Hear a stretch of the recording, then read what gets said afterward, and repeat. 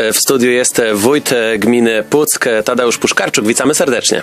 Dzień dobry panu, dzień dobry państwu.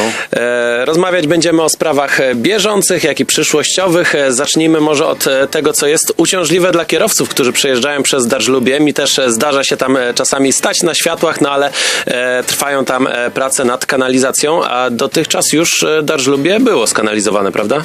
Tak, była tam oczyszczalnia ścieków, sfinansowana kiedyś przez ONZ, ale standardy i efekty, jakie uzyskujemy, nie odpowiadają w 100% temu, co powinno być w aglomeracji puckiej. W związku z tym podjęliśmy działania budowy nowej, rozdzielczej kanalizacji sanitarnej i deszczowej. No jest to przedsięwzięcie duże, bo kosztujące 15 milionów złotych i uciążliwe dla wszystkich użytkowników drogi powiatowej Połczyno-Leśniewo. Prace te potrwają jeszcze do końca praktycznie października, bo planowana wylewka asfaltu jest na 22 październik. W tej chwili trwają roboty przygotowawcze. Tempo prac jest zadowalające zgodnie z harmonogramem, ale no niestety trzeba się uzbroić troszeczkę w cierpliwość. Największym problemem będzie ten moment, kiedy będzie lana ostatnia warstwa wyrównawcza i ścieralna i wtedy będzie trzeba zamknąć drogę na około 7 dni ze względu, że kładziony asfalt będzie w całej szerokości, ponieważ jest tam około 135 różnych studzienek, które no niestety nie umożliwią jazdy slalomem. Więc trzeba będzie troszeczkę przecierpieć, ale potem już wszystko, jak rozumiem, wróci do normy. Tak, myślę, że to jest zadanie. Poprawa stanu nawierzchni ulicy w Darzlubiu była długo oczekiwana i w końcu zostanie dopełnione te oczekiwanie. Przejdźmy teraz do tematów związanych z szkołami i edukacją.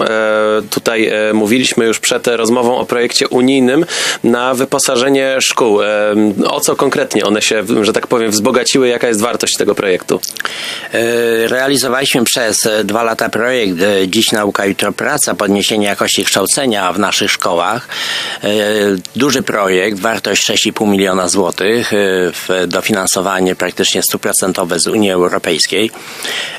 Objęliśmy wszystkie szkoły i polegało to na, że z tych 6,5 miliona złotych 3 miliony poszło na wyposażenie szkół w nowoczesne gabinety, w nowoczesne przedmioty do kształcenia, w sale urządzone już nowocześnie, ale również ten program obejmował kształcenie w nowoczesnej formule naszych uczniów, proponując im ogrom zadań i zajęć dodatkowych, naukę języka, wyjazdy do różnych instytucji, gdzie mogły poszerzyć swoje horyzonty i spojrzenie inne na ten świat, który nas otacza.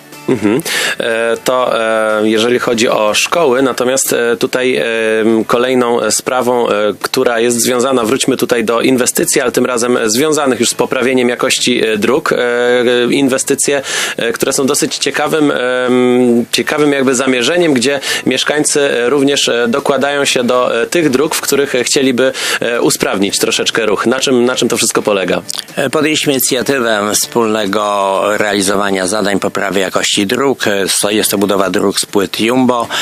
Zrobiliśmy zapotrzebowanie, sołectwa zgłosiły potrzeby w stosunku do 41 ulic i według udziału największego mieszkańców przystąpiliśmy do realizacji tych ulic. Już 4 ulice są zrealizowane, kolejne są w realizacji. I efekt, myślę, zakładamy tą realizację na kolejne lata i spowoduje to, że szybko dosyć mieszkańcy uzyskają poprawę stanu swoich dróg, no bo najgorzej jest na wiosnę, kiedy przychodzą roztopy i wtedy jest problem. Ale ten efekt, myślę, będzie bardzo szybki i jeżeli uda się dalej kontynuować, to rzeczywiście mieszkańcy szybko uzyskają poprawę nawierzchni.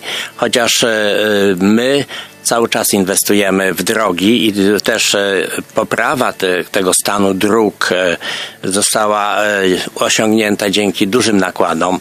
Są to w ostatnich 3 latach kilkanaście ulic asfaltowych, wspólne realizacje dużych projektów z powiatem, droga Puck-Mrzezino, Łebcz,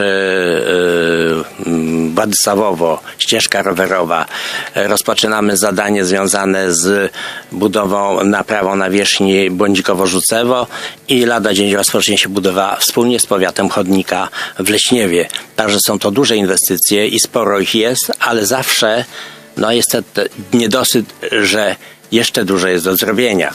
Natomiast takim głównym priorytetem w tym roku, jeszcze raz wrócę do oświaty, są zadania oświatowe, gdzie przeznaczamy praktycznie w tym roku 12 milionów złotych. Największym takim naszą sztandarową inwestycją to jest budowa i rozbudowa szkoły w Połchowie, gdzie myślę, że dzieci rozpoczną od 1 listopada już zajęcia.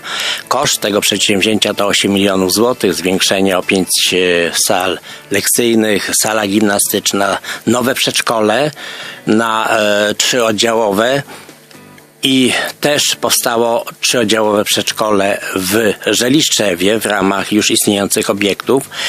Łącznie 135 miejsc nowych w gminie Puck w przedszkolach publicznych gminnych, ale udało się na to pozyskać prawie 2,5 miliona złotych dofinansowania przy wartości prawie 3 milionów złotych.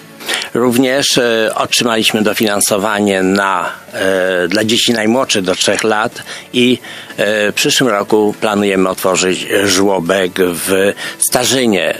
Wiąże się to z zagospodarowaniem szkół, gdzie były gimnazja i powstały niestety wolne przestrzenie, które należy zagospodarować. Też termomodernizacja, którą realizujemy od ubiegłego roku w ramach zintegrowanych inwestycji terytorialnych. W tym roku robimy szkołę w Swarzewie i szkołę w Miroszynie. Wartość całego przedsięwzięcia to jest 6,5 miliona złotych, gdzie dofinansowanie z Unii wynosi 3 865 000 złotych. Również dla szkoły w Swarzewie udało się pozyskać środki z Ministerstwa Sportu na strefę relaksu i budowy placu zabaw. Też tutaj uzyskaliśmy dofinansowanie w wysokości 50 000 złotych. Także jak to policzymy wszystko, to jest 12 milionów na oświatę, drogi, kanalizacja. Są to takie podstawowe działania dla poprawy infrastruktury, które poprawia warunki życia naszych mieszkańców. No właśnie, to są ważne rzeczy dla mieszkańców, natomiast tutaj też w tych przedwyborczych rozmowach mówi się o tym, czy gmina Puck powinna też bardziej działać na rzecz turystów. Jednym z takich działań jest ścieżki rowerowe. Czy tutaj coś gmina też w tę stronę, że tak powiem, planuje?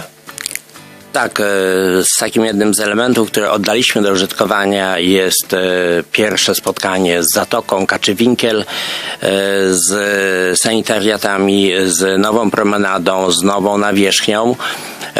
Dobiega końca budowa połączenia ścieżki rowerowej ze Swarzewa do Gnieżdżewa w kierunku Krokowej. Do końca września ma być już wyłożona nawierzchnia asfaltowa. W tym projekcie, dużym projekcie, który wspólnie realizujemy z kilkoma gminami, a gmina Puck jest gminą wiodącą, również jest budowa ścieżki rowerowej z Pucka do Błądzikowa. Miasto Puck wykonało już swój odcinek między gminą Puck a miastem Puckiem i jest nowa nakładka na nawierzchni ścieżki rowerowej ze Gnieżdżewa do Rzucewa. Całkowity koszt projektu to jest 15 milionów złotych, dofinansowanie z Unii 9,5 miliona złotych i zakończenie tego projektu planowane jest na rok przyszły. Także dla nas turyści też są bardzo ważni, natomiast nasze działania muszą się kierować przede wszystkim do mieszkańców, którzy tutaj przez cały rok żyją, pracują, stwarzanie infrastruktury do powstawania nowych firm i to też czynimy. Czyli działamy dla mieszkańców, mówi wójt Tadeusz Puszkarczuk. Część mieszkańców to rolnicy i tutaj wojewoda w wyniku jakby po suszy zobowiązał gminy do sporządzenia protokołów strat. Na jakim etapie to jest w gminie Puck? Została powołana komisja do spraw szacowania szkód powstałych w rolnictwie w wyniku suszy. Nasza komisja do gminy wpłynęło 97 wniosków od rolników. Komisja oszacowała te wszystkie szkody, sporządziła protokoły i wczoraj już poprawione ostatecznie protokoły zostały dostarczone do pana wojewody, który musi zatwierdzić te protokoły. Jak one będą zatwierdzone, wrócą do gminy, każdy rolnik otrzyma taki protokół i będzie mógł złożyć wniosek o udzielenie pomocy do Agencji Restrukturyzacji i Modernizacji Rolnictwa. Te zasady są ogłoszone i znane rolnikom, natomiast wniosek musi być złożony. Ten, kto nie będzie miał wniosku, jeszcze to może złożyć oświadczenie do Agencji Restrukturyzacji, że taki wniosek złożył, że jest w trakcie załatwiania w celu uzyskania pomocy finansowej bądź innego wsparcia, które w tym przypadku się będzie należało rolnikom. No i tutaj już prawie kończąc rozmowę jeszcze spytam, zbliżają się wybory. Panie wójcie, czy denerwuje się pan przed tymi wyborami i czy martwi się pan o wynik? To mieszkańcy decydują o tym, kto będzie przyszłym wójtem. Oczywiście, jeżeli się bierze udział w wyborach, a startuję w tych wyborach po raz kolejny, to na pewno są to emocje. Natomiast ja zostanę oceniony za to, co zostało zrobione, bo rzeczywiście działam w gminie od 18 lat. I to mieszkańcy powiedzą, czy dziękujemy, czy idziemy dalej.